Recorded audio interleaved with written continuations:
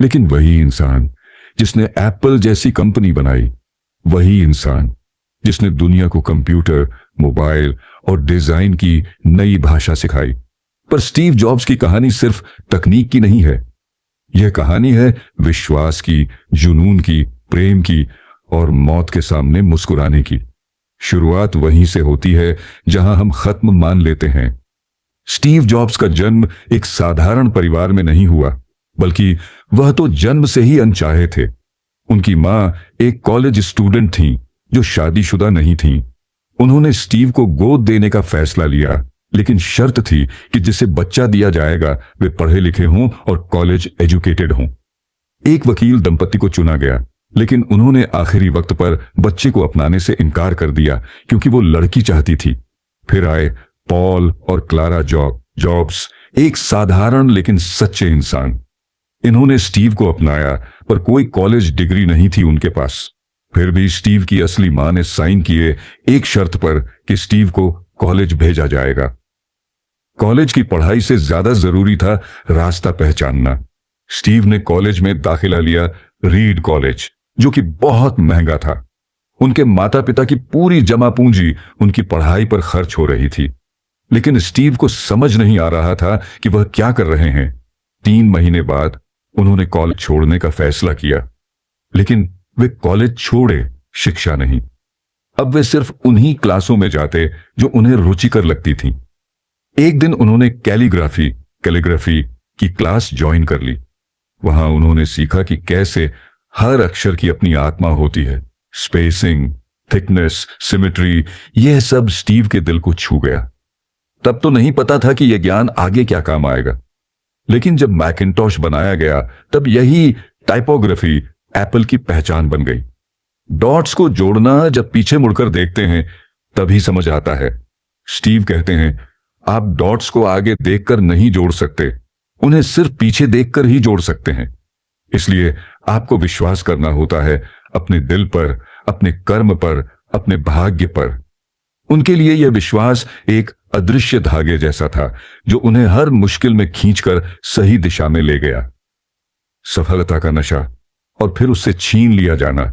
20 की उम्र में स्टीव ने एप्पल शुरू की थी एक गैराज से। 10 साल में वह कंपनी एक छोटे गैरेज से $2 अरब और 4,000 कर्मचारियों वाली कंपनी बन गई थी। पर जब वह 30 साल के हुए, उन्हें एप्पल से निकाल दिया गया। हां, उनकी अपनी बनाई कंपनी से। एक सीईओ जो सीईओ नहीं रहा। एप्पल में नए सीईओ लाए गए, जॉन स्कुल्ली। पहले सब अच्छा चला, लेकिन विचारों की टकराव इतनी बढ़ी कि कंपनी ने स्टीव को बाहर कर दिया। वो कहते हैं, जो इंसान पूरी दुनिया को कंप्यूटर देने चला था, अब खुद के लिए एक जगह नहीं खोज पा रहा था। लेकिन यही हार उनके जीवन की सबसे बड़ी आजादी बन गई। जब इंसान अपनी बनाई दुनिया से बाहर कर दिया जाता है, तब उसके पास 2 ही रास्ते होते हैं, या तो वह टूट जाए या फिर वह खुद को फिर से गढ़े। स्टीव जॉब्स ने दूसरा रास्ता चुना, हार के बाद की खामोशी। स्टीव बताते हैं कि एप्पल से निकाले जाने के बाद उनके भीतर एक गहरा सन्नाटा छा गया। उनकी पहचान, उनका गौरव और उनकी मेहनत, सब कुछ एक झटके में उनसे छिन गया। लेकिन उस सन्नाटे में उन्होंने एक और आवाज सुनी, अपने अंदर की आवाज। जिस जुनून से उन्होंने एप्पल की शुरुआत की थी, वो जुनून अब भी उनके भीतर जिंदा था। जिस आत्मा से उन्होंने तकनीक को सुंदरता दी थी, वो आत्मा अब भी जाग रही थी। उन्होंने सोचा, मैं जो करता हूं उससे मुझे अब भी प्यार है, तो क्यों न मैं फिर से शुरू करूं। जब जीवन सब कुछ छीन ले, तब वह तुम्हें सबसे अनमोल चीज लौटाता है। स्टीव ने नेक्स्ट नाम की एक कंपनी शुरू की, जहां वह ऐसा कंप्यूटर बनाना चाहते थे जो तकनीकी रूप से बेहद शक्तिशाली हो और जिसे बड़े संस्थान उपयोग करें।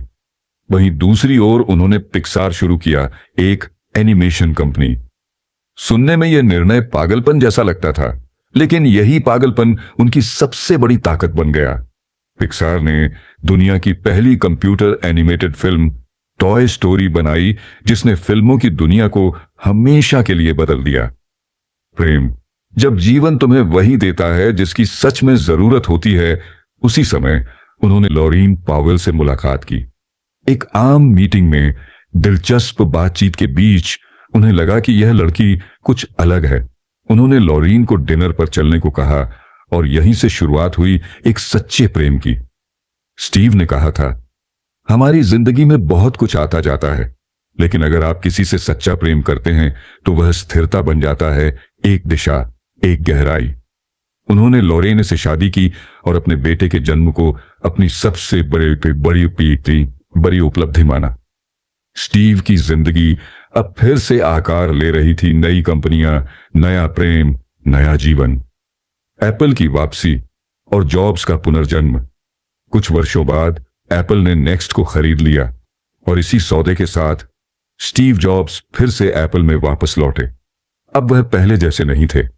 अब उनके पास अनुभव था, संतुलन था और सबसे महत्वपूर्ण विवेक था। एप्पल में वापसी के बाद जो परिवर्तन आया उसने पूरी दुनिया को चौंका दिया। IMac, iPod, iTunes, iPhone, iPad, हर एक उत्पाद ने तकनीक की भाषा बदल दी। स्टीव जॉब्स ने कंप्यूटर को कला में बदल दिया, मोबाइल को इंसान की भावनाओं का विस्तार बना दिया। अब अंतिम अध्याय, मृत्यु से सामना।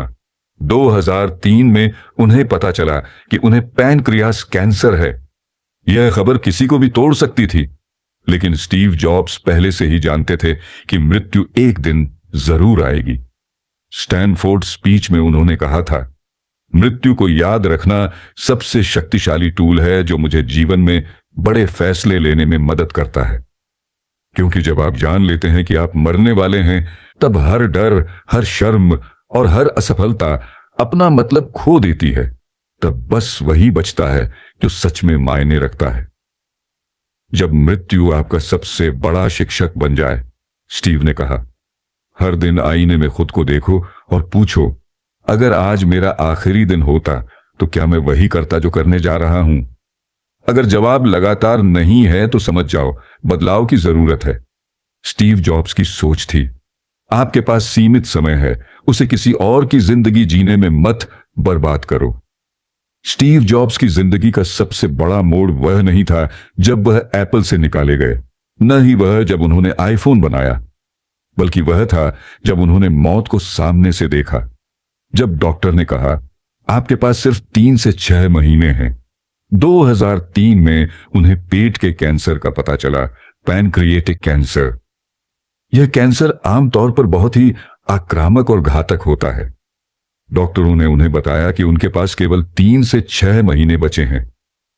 स्टीव के पास हर चीज थी, दौलत, प्रसिद्धि, शक्ति, लेकिन उस क्षण उन्हें लगा कि सब कुछ रेत की तरह हाथ से फिसलता जा रहा है। उनके शब्द थे, मैं हर सुबह उठकर आईने में खुद को देखता था और पूछता था, अगर आज मेरी जिंदगी का आखिरी दिन होता तो क्या मैं वही करता जो मैं आज करने जा रहा हूं? इस सवाल ने उनके जीवन की दिशा तय की।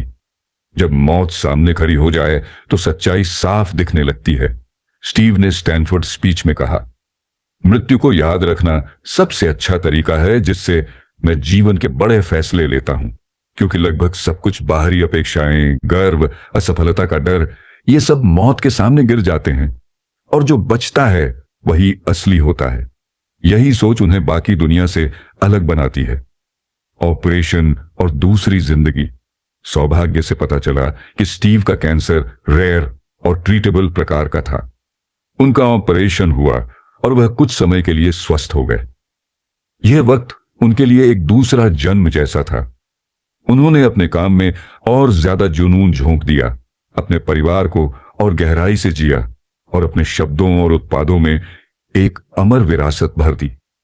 उनके बाद के सालों में आईफोन, आईपैड और आईओएस जैसी चीजें आईं जिन्होंने पूरी मानव सभ्यता के संवाद, सोच और कनेक्शन के तरीके को बदल दिया। मौत के साए में रचा गया सपना। मौत के सामने भी स्टीव ने अपने सपनों को मरने नहीं दिया। वह कहते हैं, आपका समय सीमित है, इसलिए इसे किसी और की जिंदगी जीने में बर्बाद मत करो। दूसरों की सोच के शोर में अपनी अंदरूनी आवाज को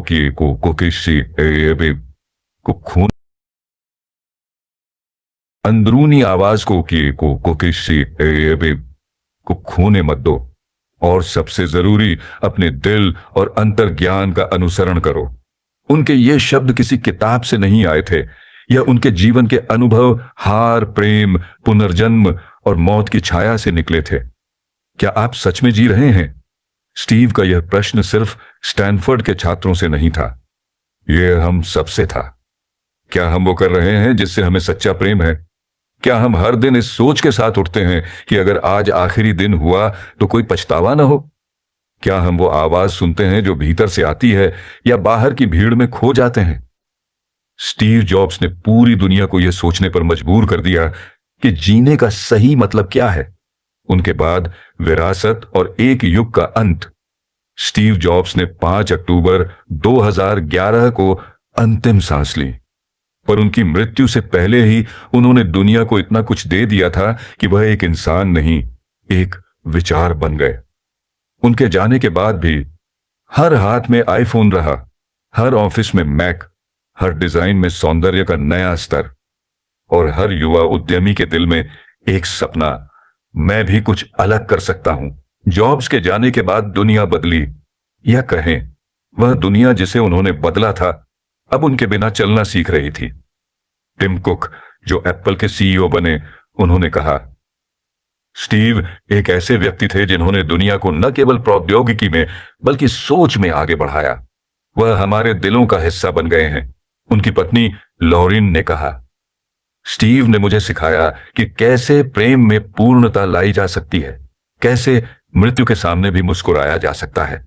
स्टीव जॉब्स केवल एक तकनीकी नव प्रवर्तक नहीं थे, बल्कि वे एक दर्शन शास्त्री, एक कलाकार और एक जीवन दृष्टा भी थे।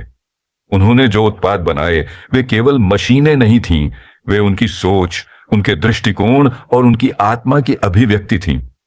थिंक डिफरेंट, अलग सोचो, एप्पल का प्रसिद्ध नारा था। Think different. पर यह केवल एक मार्केटिंग लाइन नहीं थी, यह स्टीव जॉब्स की आत्मा की गूंज थी।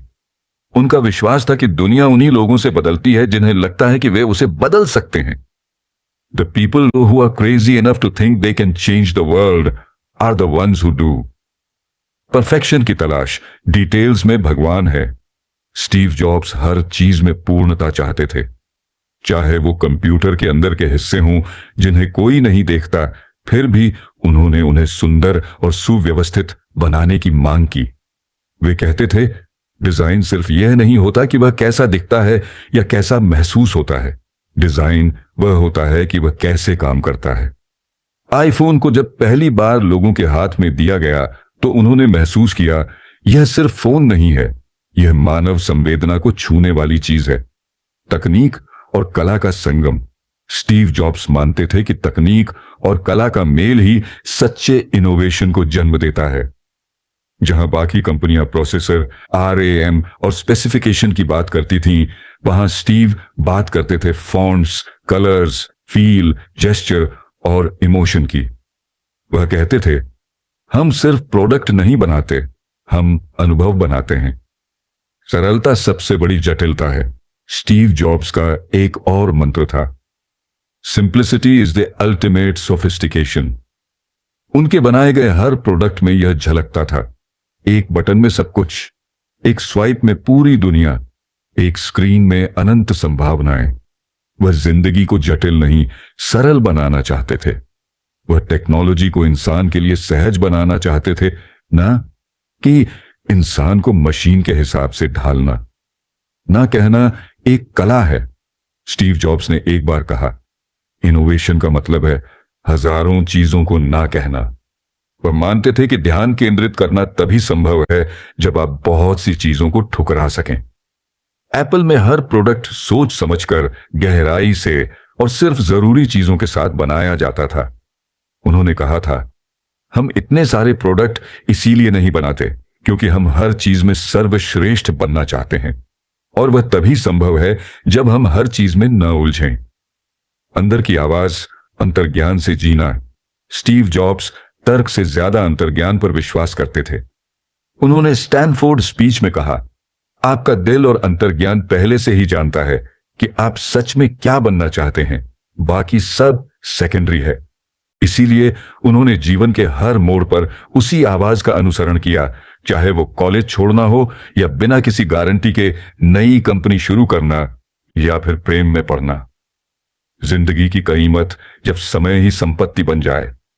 स्टीव जॉब्स को जब कैंसर हुआ तब उन्होंने एक बात गहराई से समझी, समय ही असली संपत्ति है। वह हर मीटिंग, हर डिजाइन, हर निर्णय को इस सोच से लेते थे कि वक्त बहुत कम है।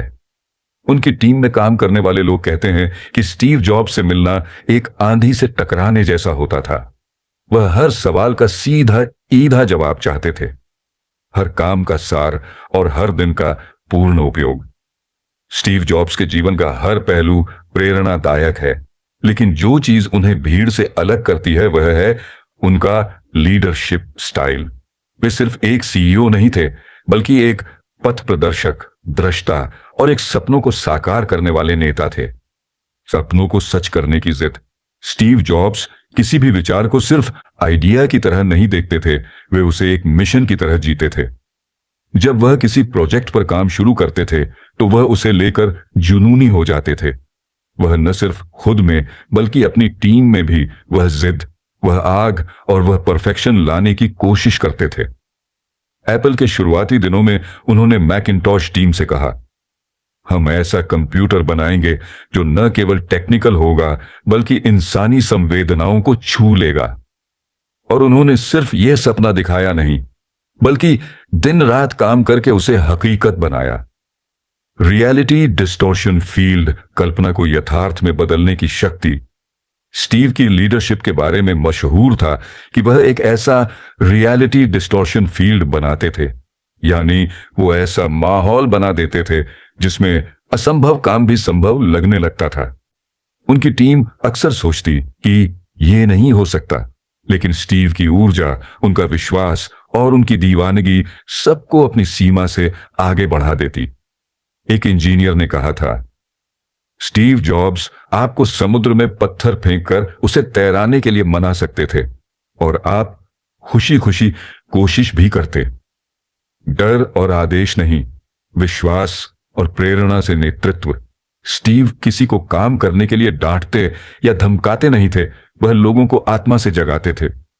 उनका तरीका था, मैं तुम्हें मजबूर नहीं करूंगा, लेकिन मैं तुम्हें इतना बड़ा सपना दिखाऊंगा कि तुम खुद को रोक नहीं पाओगे।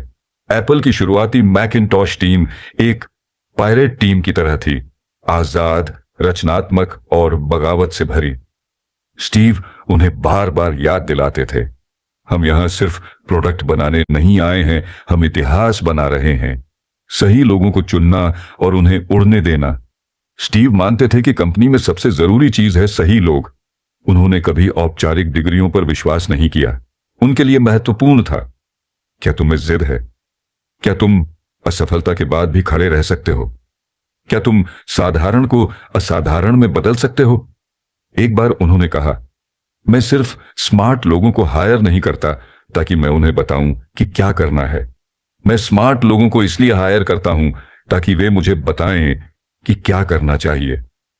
नेतृत्व में ईमानदारी और असहज सत्य।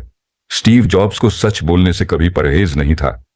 अगर कोई डिजाइन उन्हें पसंद नहीं आता था, वह साफ कह देते, यह क्रेप है। उनके लिए सच्चाई से बढ़कर कुछ नहीं था। इसने कई बार लोगों को नाराज किया, लेकिन उसी ईमानदारी ने उनकी टीम में उत्कृष्टता की संस्कृति पैदा की। वे कहते थे, अगर तुम ईमानदारी से बेहतरीन बनने की कोशिश कर रहे हो तो पहले तुम्हें कड़वा सच सुनना सीखना होगा। अंततः लीडरशिप का मतलब है विरासत बनाना। स्टीव जॉब्स थी, वह एक आंदोलन बन चुकी थी। उनकी टीम उन्हें मैड जीनियस कहती थी, लेकिन यही पागलपन, यही जोश और यही ईमानदारी ने उन्हें लीडर नहीं, लीजेंड बना दिया। कुछ लोग कंपनियां बनाते हैं, कुछ लोग तकनीक लाते हैं और कुछ लोग एक पूरी सभ्यता की सोच बदल देते हैं। स्टीव जॉब्स ने यही किया। युवा पीढ़ी के लिए एक जीता जागता आइकन। आज हर युवा जिसे कोई सपना है, चाहे वह कोडिंग करना चाहता हो, डिजाइनर बनना चाहता हो या कुछ ऐसा करना चाहता हो जो दुनिया ने पहले न देखा हो, उनके दिल में कहीं ना कहीं स्टीव जॉब्स का प्रभाव जरूर होता है। क्योंकि स्टीव सिर्फ गैजेट्स नहीं बना रहे थे, वह संभावनाएं बना रहे थे। उनका संदेश साफ था, तुम्हें किसी परमिशन की जरूरत नहीं है। अगर तुम्हारे पास सपना है तो बस कूद पड़ो। स्कूल से निकाला गया लड़का जिसे पूरी दुनिया ने सुना, एक ऐसा लड़का जिसे स्कूल और कॉलेज ने फिट नहीं माना, जिसे खुद उसकी बनाई कंपनी ने बाहर कर दिया, आज वही इंसान था जिसे दुनिया के सबसे होशियार लोग सुनने को आतुर रहते थे। स्टैनफोर्ड स्पीच को अब तक करोड़ों लोग देख चुके हैं, लेकिन वह केवल एक भाषण नहीं, वह एक जीवन का दर्शन है। वह कहते हैं, रुको भूखा, स्टे फूलिश। इसका मतलब है हमेशा रुको भूखा, स्टे फूलिश। इसका मतलब है हमेशा सीखते रहो, हमेशा सवाल करते रहो, हमेशा नया खोजते रहो। स्टार्टअप संस्कृति का वास्तुकार स्टीव जॉब्स की सोच ने ही सिलिकॉन वैली में एक नई क्रांति लाई। पहले कंपनियां हायरार्की से चलती थीं, अब स्टार्टअप एक ओपन कल्चर, फ्लैट स्ट्रक्चर और तेजी से बदलाव की मिसाल बन गए। स्टीव ने दिखाया कि इनोवेशन सिर्फ प्रयोगशालाओं में नहीं होता, वह हास्यास्पद विचारों से भी जन्म ले सकता है। रिस्क लिए बिना इतिहास नहीं बदला जा सकता, और सबसे जरूरी, एक व्यक्ति भी पूरी दुनिया को बदल सकता है।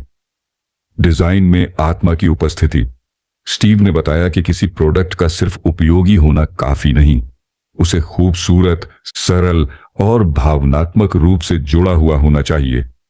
उन्होंने कहा, डिजाइन वह नहीं है जो आप देखते हो, डिजाइन वह है जो आप महसूस करते हो और जो अदृश्य है। इस सोच ने यूएक्स यूआई, प्रोडक्ट डिजाइन और मोबाइल एप्लीकेशन की दुनिया को हमेशा के लिए बदल दिया। कला और विज्ञान का मिलन। स्टीव ने एक बार कहा था, एप्पल उस जगह पर खड़ा है जहां कला और विज्ञान मिलते हैं। यह कोई छोटी बात नहीं थी। उन्होंने कंप्यूटर को बोरिंग मशीन से एक जीवंत साथी बना दिया। आईपॉड ने संगीत को पॉकेट में ला दिया, आईफोन ने कंप्यूटिंग को हथेली में, आईपैड ने रचनात्मकता को स्क्रीन पर ला दिया। भारत और आध्यात्मिकता से स्टीव का रिश्ता। बहुत कम लोग जानते हैं कि स्टीव जॉब्स भारत भी आए थे। वे नीम करौली बाबा के आश्रम में रहना चाहते थे। भले ही बाबा जी उन्हें मिल नहीं पाए, लेकिन उनकी आध्यात्मिक यात्रा ने स्टीव की सोच को बदल दिया। उन्होंने ऑटोबायोग्राफी ऑफ अ योगी जैसी किताब पढ़ी, ध्यान किया और मिनिमलिस्ट जीवन के दर्शन को अपनाया। उनकी वह सोच कि जिंदगी में कम में भी संतोष हो सकता है और असली सुंदरता सादगी में होती है, यही उनके हर प्रोडक्ट और हर फैसले में झलकती थी। स्टीव जॉब्स एक नाम नहीं, एक विचार था। एक विचार जो कहता था, कुछ अलग सोचो। एक विश्वास जो सिखाता था, अगर तुम गिरो तो फिर से उठो। और एक आत्मा जो अंत तक सीखती रही, सिखाती रही। लेकिन हर शरीर को एक दिन रुकना होता है। मौत की ओर बढ़ते कदम पर हार न मानने वाली आत्मा।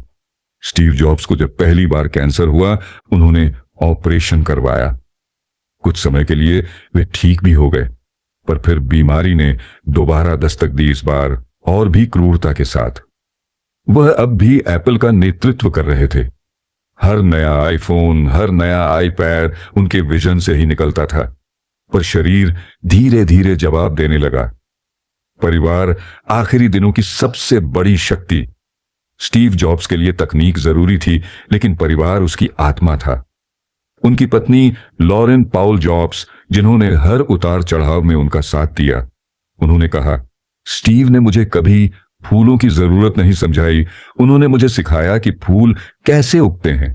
उनके बच्चे रीड, एरन, ईव और लीसा स्टीव की दुनिया थे। उनकी बेटी लीसा के साथ शुरुआत में रिश्ते जटिल रहे, लेकिन अंतिम वर्षों में स्टीव ने लीसा को अपनाया और अपने जीवन के सबसे कोमल रिश्ते को फिर से पाया। अंतिम भाषण शब्द जो कभी मरते नहीं। स्टीव ने जब एप्पल से आखिरी बार सीईओ पद छोड़ा, तो उन्होंने एक चिट्ठी लिखी। मैंने हमेशा कहा है, अगर कभी मैं अपने कर्तव्यों को निभाने में सक्षम न रहा तो मैं आपको बताऊंगा, और अब वह समय आ गया है। एप्पल के सबसे चमकीले और सबसे नवोन्मेषी दिन अभी आने बाकी हैं, और मैं उस सफलता को देखूंगा, योगदान दूंगा और पूरी ईमानदारी से समर्थन करूंगा। यह शब्द एक ऐसे योद्धा के थे जो अब युद्ध भूमि छोड़ रहा था, लेकिन हथियार नहीं। 5 अक्टूबर 2011, वो दिन जब पूरी दुनिया ने रोना सीखा। स्टीव जॉब्स ने 5 अक्टूबर 2011 को अंतिम सांस ली। उनकी मौत की खबर आते ही दुनिया थम गई। ट्विटर, फेसबुक, गूगल, माइक्रोसॉफ्ट, हर टेक कंपनी ने उन्हें श्रद्धांजलि दी। एप्पल के वेबसाइट पर सिर्फ एक पंक्ति थी, Steve jobs 1950-2011। Apple has lost a visionary and creative genius, and the world has lost an amazing human being. अंतिम शब्द जो इतिहास बन गए। स्टीव जॉब्स की बहन मोना सिम्पसन ने बताया कि उनकी मृत्यु से कुछ पल पहले उनके अंतिम शब्द थे, ओह वो, ओह वाओ, ओह वाओ। इन शब्दों की व्याख्या कोई नहीं कर सका, पर शायद वह कोई दृश्य देख रहे थे जो इस दुनिया से परे था। शायद वह उस ब्रह्मांड की झलक थी जहां अब वह जा रहे थे। उनकी मृत्यु के बाद भी वह जिंदा हैं। स्टीव जॉब्स की मृत्यु से पहले वह खुद को एक प्रक्रिया मानते थे, एक एवोल्यूशन। उन्होंने कहा था, मुझे नहीं पता मृत्यु के बाद क्या होता है, लेकिन अगर आत्मा होती है तो वह नए रूप में आगे बढ़ती है। और सच यही है, स्टीव की आत्मा आज भी हर एप्पल प्रोडक्ट में, हर डिजाइन में, हर युवा की आंखों में और हर सपने में जिंदा है। जिंदगी को अपने तरीके से जीना ही असली सफलता है। स्टीव जॉब्स का सबसे पहला और सबसे बड़ा सबक यह था कि अपनी जिंदगी किसी और के खाके पर मत जियो। हम अक्सर इस समाज, इस सिस्टम और दूसरों की अपेक्षाओं के जाल में ऐसे फंस जाते हैं कि भूल जाते हैं कि हमारी भी एक आत्मा है। स्टीव कहते थे, अपने दूसरों की राय के शोर से अपनी आंतरिक आवाज को दबाने न दें। अगर आपके भीतर कोई आवाज है जो कहती है कि तुम कुछ अलग हो, तो उसे सुनो, चाहे पूरी दुनिया कहे कि तुम पागल हो।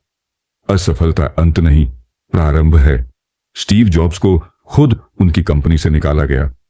कोई और होता तो शायद टूट जाता, पर स्टीव ने उसी गिरावट को एक नई उड़ान में बदला।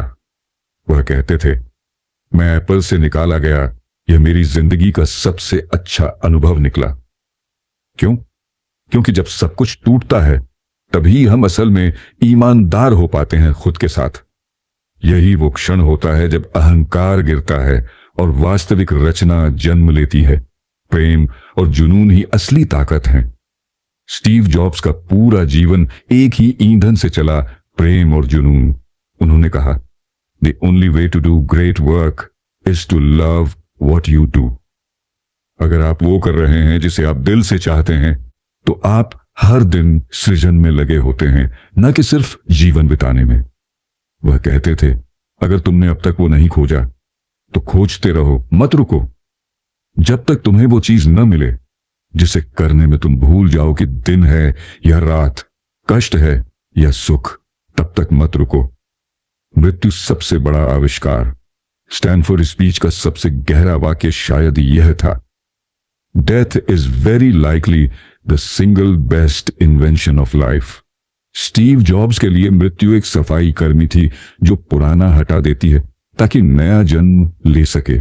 अगर आप हर दिन मौत को याद रखें तो आप झूठ नहीं बोलेंगे, आप इंतजार नहीं करेंगे, आप अधूरे रिश्तों को खींचते नहीं रहेंगे, आप अपना सच्चा जीवन जीने लगेंगे। विरासत जो शब्दों में नहीं, कर्मों में जिंदा रहती है। स्टीव जॉब्स आज हमारे बीच नहीं है, लेकिन उनकी विरासत हर उस व्यक्ति में है जो कुछ नया बनाना चाहता है, जो गहराई से जीना चाहता है, जो दुनिया को एक नई दिशा देना चाहता है। उनकी बनाई कंपनी एप्पल सिर्फ एक ब्रांड नहीं, बल्कि एक विचार क्रांति का प्रतीक है। उनकी सोच में एक गहराई थी जो कहती थी, हम इंसान हैं मशीनों से अलग, इसलिए हम सुंदरता को महसूस करते हैं, भावनाओं को जीते हैं, और जब कुछ असंभव लगता है तब भी आगे बढ़ते हैं। समापन एक वाक्य जो हमेशा जीवित रहेगा। स्टीव जॉब्स ने अपनी स्पीच का अंत इन शब्दों से किया था, रहना भूखा, स्टे फूलिश। हमेशा भूखे रहो, हमेशा मूर्ख बने रहो। इन शब्दों में छिपा है जीवन का सबसे बड़ा रहस्य। भूखे रहो क्योंकि सीखने की भूख ही तुम्हें आगे बढ़ाएगी। मूर्ख रहो क्योंकि जब तुम खुद को ज्ञानी समझने लगते हो तब सीखना रुक जाता है। स्टीव जॉब्स की विरासत कुछ अंतिम सूत्र। अपनी आवाज पहचानो, दूसरों की नहीं। असफलता से मत डरो, वह तुम्हारा गुरु है। अपने दिल और अंतर्ज्ञान की सुनो। दुनिया को वही दो जो तुम्हारे भीतर से निकले। अगर तुम आज मर जाओ तो क्या पछताओगे? स्टीव ने सिर्फ आईफोन नहीं बनाया, उन्होंने हमें खुद से जुड़ना सिखाया। उन्होंने सिर्फ मैक नहीं रचा, उन्होंने हमें कल्पना की शक्ति दी। और उन्होंने सिर्फ एप्पल नहीं बनाया, उन्होंने हमें बताया कि एक इंसान भी एक क्रांति ला सकता है। अंतिम शब्द जो सदा जीवित रहेंगे, वो जिनके पास जुनून होता है, वो दुनिया को बदल देते हैं। Steve jobs.